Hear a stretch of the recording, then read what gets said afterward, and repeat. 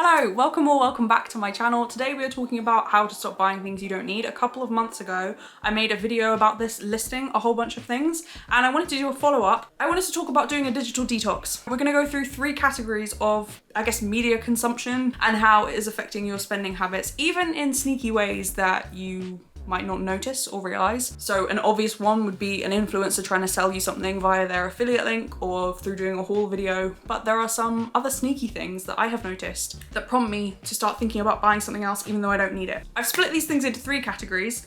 The categories are A-OK, good media, use with caution, and then don't use. And I'm summarizing it as don't use because that's just very simple and straightforward, but obviously you negotiate your own relationship with social media or whatever the stuff we're going to talk about. So I'm just sharing what's helped me. Everyone is different. Let's start with the don't use category because this gives us a good foundation for the rest of the stuff that we're going to talk about.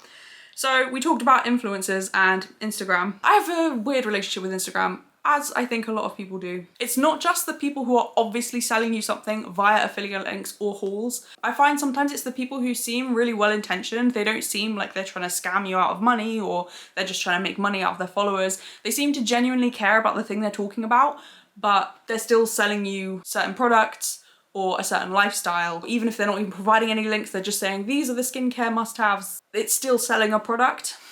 And I almost find that more difficult because it's like, but I like this person. They seem really nice and fun and genuine. But even so, the way they talk about things or the products that they use, say it's a skincare person, I start to think immediately, oh, do I need to get that? Even though I know I don't. You know, I think I'm very influenceable. I can absorb things quite easily and I really need to pause.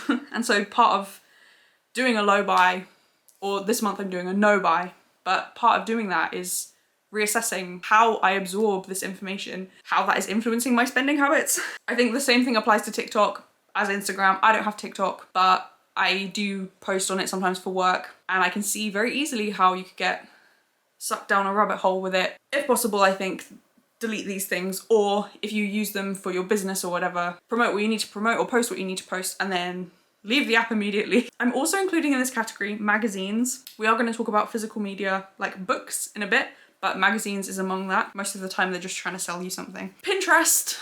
It pains me so much to put Pinterest in the don't use category. I've done a whole video about the Pinterest aesthetic and mindful consumption on Pinterest, so I'll link that. Pinterest I put in don't use because, as I said, I'm way too influenceable. I do have an ad blocker, so it will block the adverts that come up on Pinterest, and there are so many.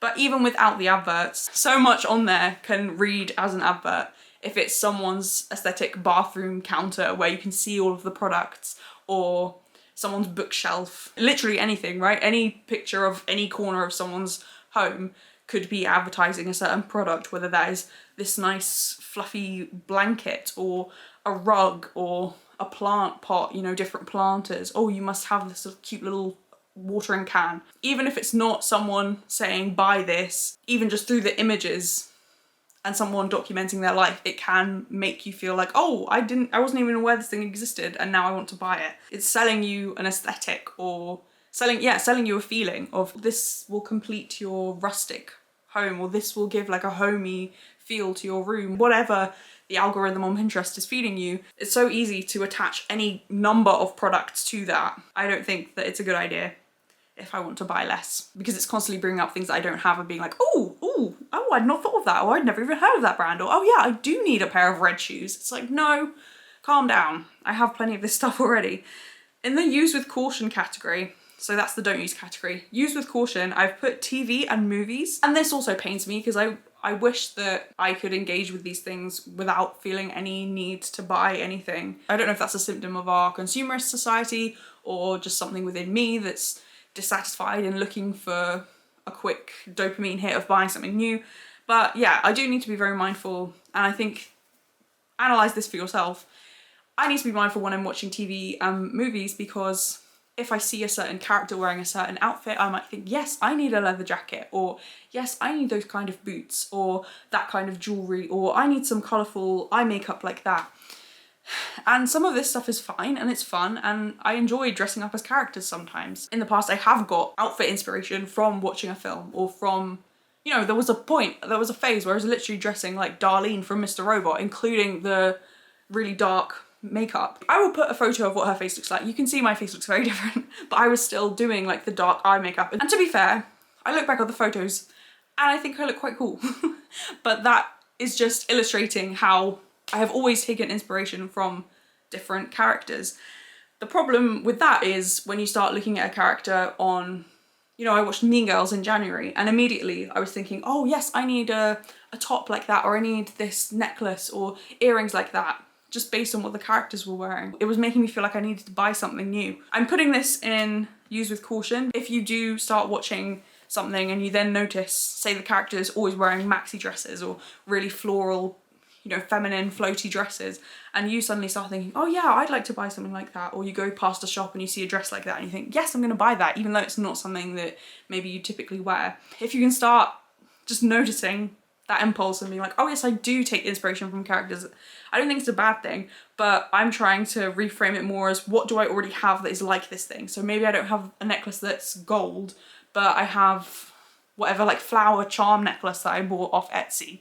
Recreating something with what you already have, as opposed to viewing every inspiration, like every character inspiration, viewing that as an opportunity to go buy something new. And even if I don't buy something new, just the impulse is reinforcing to myself that I'm not satisfied with what I have now, or I'm not grateful, or I don't have enough now, which is not true, you know? I've also put YouTube videos in the use with caution category. Just see for yourself and judge your reaction. If you're watching a vlogger, for example, and they're sharing their lifestyle, you might see that they're wearing a certain sweatshirt or they have certain kitchen appliances, I don't know.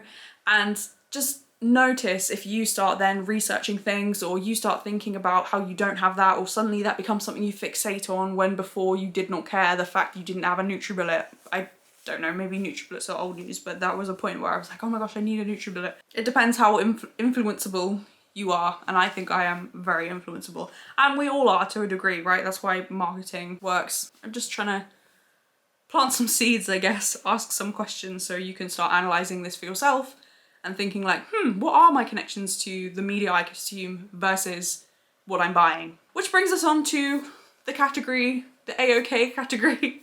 And in this good media, which is again a simplistic way of putting it, but I've put books. When I'm reading a story, I'm not thinking about buying anything. I'm just reading the story and getting engrossed in the story. Whereas when I'm watching a story on a TV show or in a movie, there is, you know, the visual element of, oh, look at their beautiful flat, or look at this outfit, look how they've done their hair. There's the visual element that's not quite the same when you're reading a book, because yes, there is what you visualize in your imagination, but that can be anything. And you could also visualize things you already have. So when the character's describing their new dress, you might be like, oh yes, that's like that velvet dress that I have that's really nice for special occasions. Do you know what I mean? Books, I think for me, are A-OK. Also, I think if you are going to spend money, do that through either buying a book from an author that you support, you really like their work, you agree with what they're writing, or support your library and reserve a book. Have a look on the online catalogue for your library and see if they have the book that you want to read, and if they don't have it,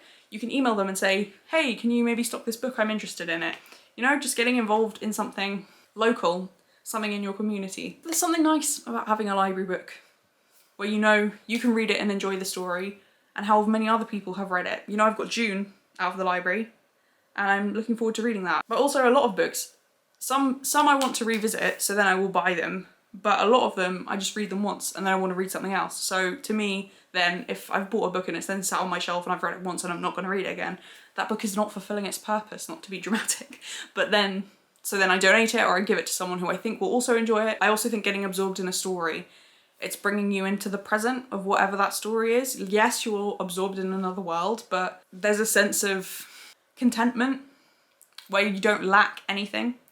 And I know there's a whole side, is this maybe book talk, you know, where people will say you need a certain reading light, a little lamp that you clip onto your book, or whatever Stanley cup with, you know, I've seen these videos and it's like, no, a reading nook is just a corner where you curl up with a book and read, maybe with a blanket, maybe with a cup of tea, but you don't need anything else. You just need to be you in the story. The other thing that I have been trying to do more is to intentionally support people I admire, e.g. on Substack or through YouTube memberships. So spending my money in a more mindful and intentional way. So instead of buying myself another jumper, because I don't need any more jumpers, I can think of the people who I admire, whether I admire their writing or the videos, you know, what they share on YouTube, the community they've made, whatever aspect of their creative work that they've built. I can admire that and I can be like, yes, I want to support you, instead of me buying a jumper for me when I don't need a jumper. Focusing more on that. I'm focusing on that state of creativity and contentment. Maybe I should make this my word for the month. Contentment. You know, being present, being mindful, being grateful, appreciative, but also content. You know, not over the top happy, not overly positive, not toxic positive, just content. Noticing the good and bad and thinking I'm going to choose to be content and accept this moment. That's what I'm aiming for, and I hope the same for you. Because especially social media, you know, going on Instagram, sometimes as an experiment, I will just scroll through reels and it's quite a disturbing experience because it's all these different sounds, right? It's different songs, some of which you recognize, some of them are trending. It's voiceovers, but immediately as well, because you're scrolling through them quickly, you're getting whatever the hook is. So it'll be like, get ready with me to do this, or open your phone and try it. It's quite disturbing. It's very loud. It's very disorienting. And if I'm in that state of contentment and then I scroll through Instagram, I'm repelled. And it's all of this to get your attention and hook you. It's all about having you on your phone for as long as possible, because then you see the most ads. And that is very depressing when you think about it. So focusing more on contentment for me is going to be the key to all of this. So I hope going through these categories has given you pause and will help you to become more mindful of your impulsive shopping habits. So I hope this has helped demonstrate why a digital detox may be helpful, or at least just to reevaluate your relationship with social media and just any media, like we talked about with even TV shows or films. I will leave that other video that I mentioned at the beginning, I will leave that on the screen, along with one about doing a low buy month. God bless, thank you so much for watching, and I will see you in the next one.